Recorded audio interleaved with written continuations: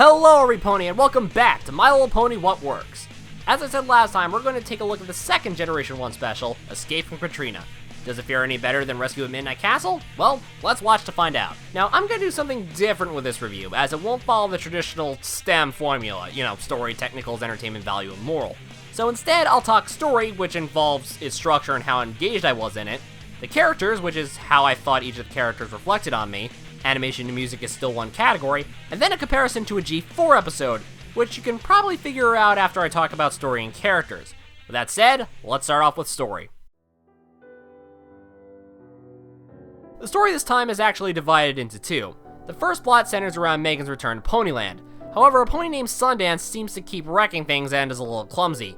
The B plot, and the more interesting of the two stories, revolves around an evil anthropomorphic cat witch named Catrina and her assistant Rep, as they try to find slaves to make a potion that grants Catrina power after their original slaves, the Bushwillies, escaped. Now, comparatively to the previous special, the pacing has vastly improved.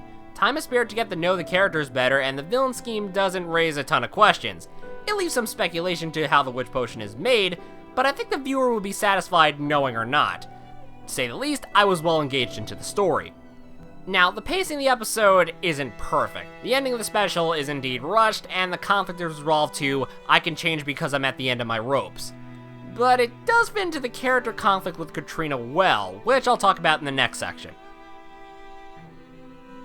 Something that you'll find interesting is that the only returning characters from the first special are Megan and Spike. No Firefly, no Twilight, no Bowtie. Seriously, what is up with that name?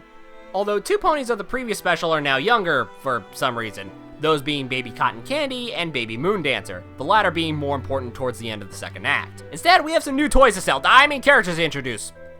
Yeah, let's go with that. While most of the ponies, even the sea ponies, are mostly background characters, there are a couple of characters that get the focus, one of them being Sundance. The other Sundance. There we go. Sundance is a klutz and she knows it, then she overcomes it. Next, Baby Moon Dancer. She gets captured and needs to be rescued. Next, the Bushwillies. They're annoying. Next, Megan actually gets some development from the last special. Again, probably because the special takes its time, but we see Megan as a very motherly figure.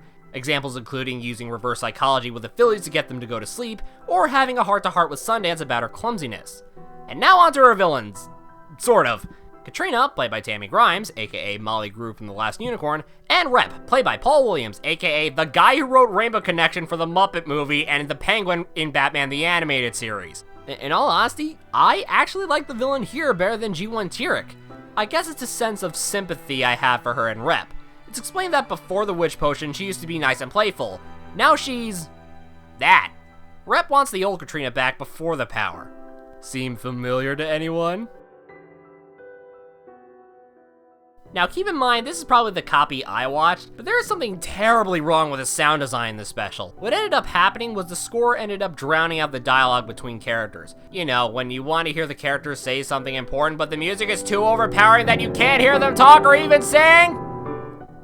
You get the idea. It's a shame too, because Paul Williams, Tammy Grimes, and Tammy Emerson are all really good singers, even if Megan's song feels unnecessary in the grand scheme of things. Animation is the same style last time, but I think they made the ponies less horse-like as the bodies seem a little wider than usual. Now for the comparison, and if you didn't guess, we'll be comparing it to Inspiration Manifestation and its conflict with Spike and Rarity to Rep and Catrina's conflict in the special. So which did it better? I'm willing to lean towards Inspiration Manifestation. While both generations display the conflict well, the resolution in Inspiration Manifestation is more believable.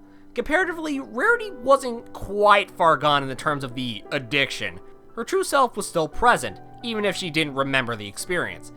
Catrina was past the point of no return, or more specifically, past the point where just talking about it would be enough to break her out of her addiction.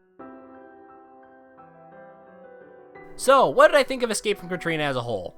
I really liked it. Although it seems to be a reverse of Rescue at Midnight Castle. While Midnight Castle's animation and music were good, story and characters fell short.